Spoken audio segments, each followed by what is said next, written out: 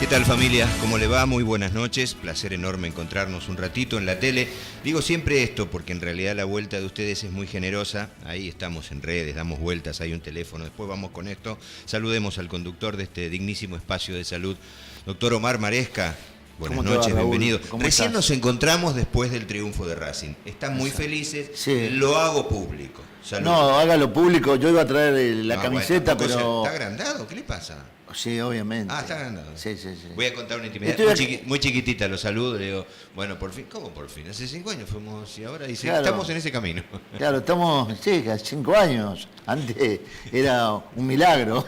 Allá, gran presidente. Felicitaciones, de verdad. No, muchas gracias. Se lo merece el equipo. Se despegó y bueno, y terminó cerrando. Pequeñas alegrías que nos da, no hablamos de fútbol acá, pero somos un país futbolero. Exactamente. Cierto. Bueno, en pantalla el 4755-1970, dije ya, en pantalla está, esto es Médicos y Comunidad, es el programa de salud del Colegio de Médicos Distrito 4, dicho esto, es de San Martín puntualmente. Va a haber varios programas interesantes durante el mes, también va a estar el doctor Rubén Tucci contándonos temas de absoluta importancia. Pero ahora vamos a dar ingreso con la presentación de Omar a otros temas, después con algunos mensajes. Omar. Sí, mirá, bueno, estamos con Leandro Maresca. Leandro Maresca, caramba. Él es preparador físico, cualquier cuestión de parentesco es tal. Sí, es tal, ella sí es mi hijo. Buenas noches, Leandro, bienvenido, te saludamos. Gracias noches, por haber venido. Leandro es preparador físico y lo dejo en tus manos. Bueno, y además se nota. Bueno, sí. No, lo importante es que yo quise traerlo a Leandro para explicar un poco, que nos explique un poco el tema de la preparación física, no en el profesional, sino en el amateur.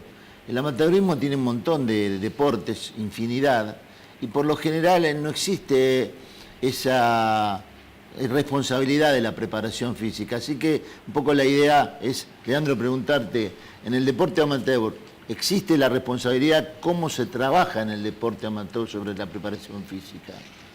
Sí, en realidad el concepto de preparar físicamente a un deportista no varía en cuanto al profesional y al amateur.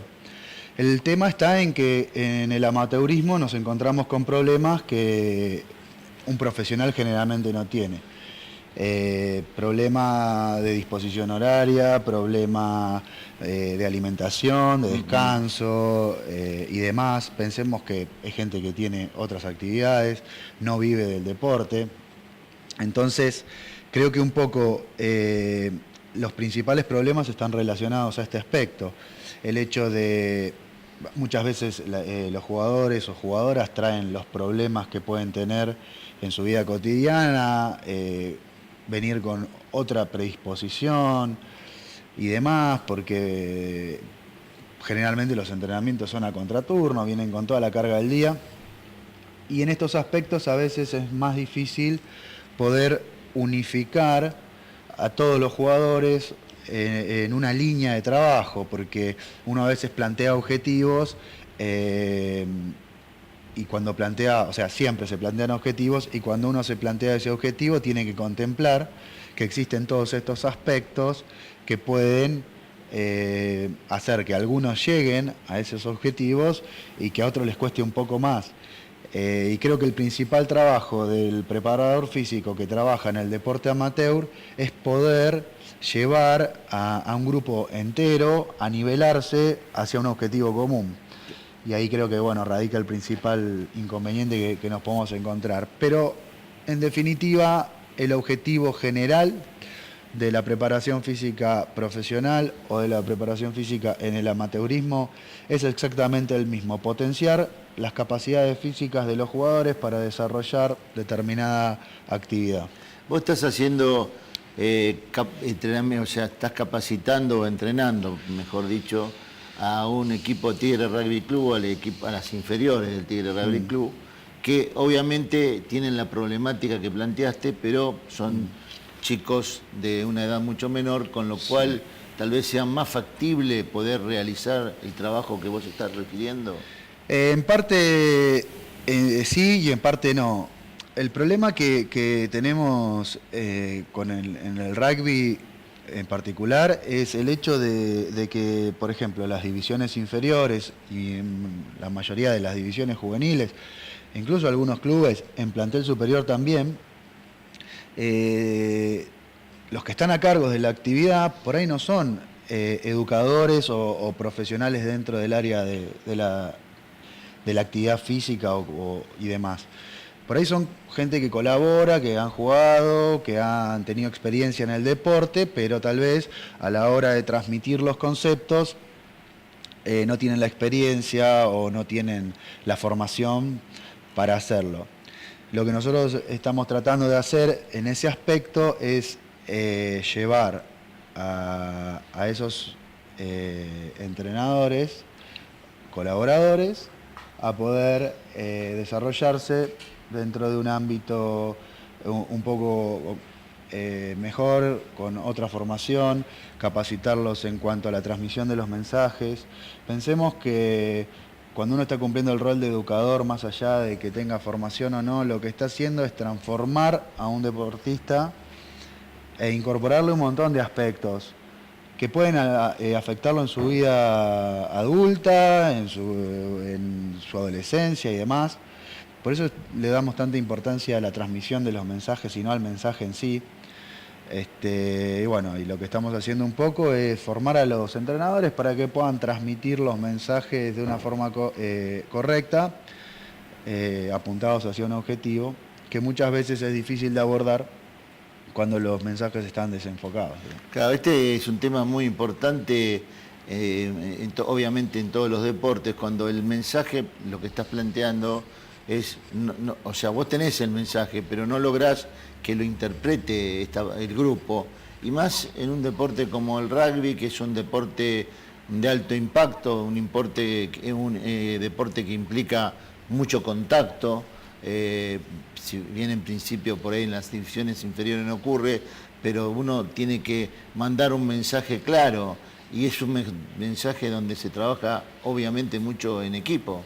Claro, vos imaginate en cualquier área, en la medicina también, imaginate un médico atendiendo a un paciente, a la hora de transmitir los conceptos debe tratar de hacerlo de una forma tal que el paciente le llegue, lo entienda y lo pueda aplicar. Creo que con la información sola no basta, sino los canales que se utiliza para el transporte de esa información y cómo le llega a la persona destinada a recibirlos. Es un aspecto muy importante que muchas veces dejamos de lado, o generalmente se deja de lado. Y creo que bueno, en realidad cuando uno trabaja con gente, si no logra transmitir todo el conocimiento que pueda tener, así tenga muchísimo conocimiento, seguramente no tenga un efecto importante en esa persona. Vos planteaste claramente el tema del mensaje. Y obviamente esto marca en el futuro de cualquier persona, este mensaje bien recepcionado, un cambio de conducta o una conducta que es la que se pretende. Esto se utiliza generalmente así, o lo que vos planteaste recién, que es leer algo, tomar ese mensaje como leído, pero no explicarlo, por ahí bajar algo de internet, mirarlo, pero no recepcionar el mensaje como él lo debería recepcionar, obviamente de acuerdo a su psicología, ¿verdad? De acuerdo a su personalidad.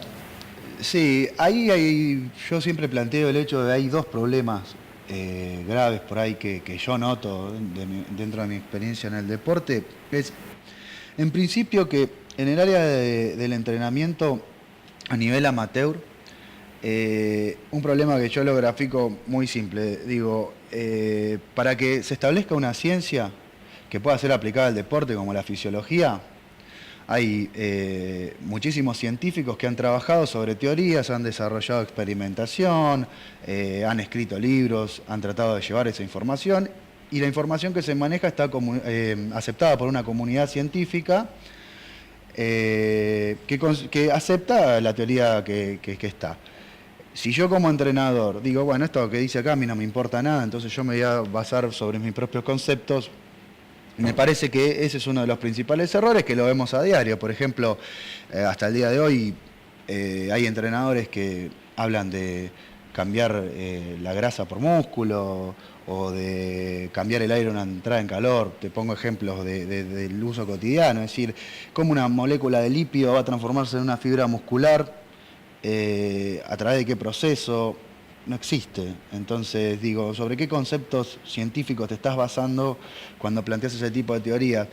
Y seguramente no haya conceptos avalados por la comunidad científica. Entonces, en esos aspectos lo que hace es confundir al deportista, porque plantea teorías que por ahí son atractivas, porque el jugador va a decir que bueno, puedo cambiar la grasa por músculo, es una fórmula mágica, es ideal, pero a la hora de llevarlo a la práctica es imposible. Entonces lo voy a frustrar, voy a generar dudas, y después empiezan a desvirtuar todos los conceptos a partir de la mala utilización de la ciencia.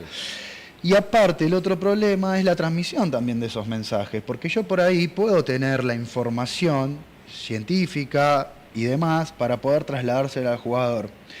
Pero el jugador no tiene por qué manejar el lenguaje. Entonces, es decir, el trabajo del entrenador es poder acercar esa información al jugador para que se sientan con confianza, que a medida de ese proceso y durante el transcurso de ese proceso va a ir generando las adaptaciones necesarias para lo que estamos buscando. Para eso hay que tener un objetivo claro y que el jugador también lo tenga. No sirve de nada que el entrenador nada más sea quien tiene el objetivo claro y que el jugador no sepa hacia qué lado va.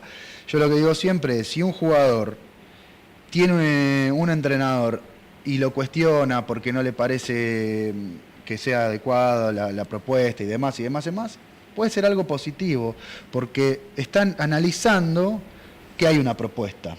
Ahora, cuando el jugador está súper contento porque el preparador físico es un copado y se lleva bien y tiene buena relación, pero no tienen claro hacia dónde va y hacia qué aspecto físico va a trabajar, la realidad es que el entrenador por ahí está desenfocado en el trabajo que tiene que hacer, que no es generar un vínculo amistoso con el jugador, sino que es llevarlo hacia la mejora de un rendimiento físico. Creo que bueno, todos estos aspectos un poco van yendo en contra de lo que la preparación física plantea. Bueno, vamos a un corte y en el próximo bloque seguimos, Raúl. Tengo una lista de preguntas para Leandro, pero bueno, después meteremos la cuchara por allí. Una pausa, Leandro es preparador físico y abrimos otro aspecto de nuestra salud, ¿no? Esto es Médicos y Comunidad. Pausa, ya estamos.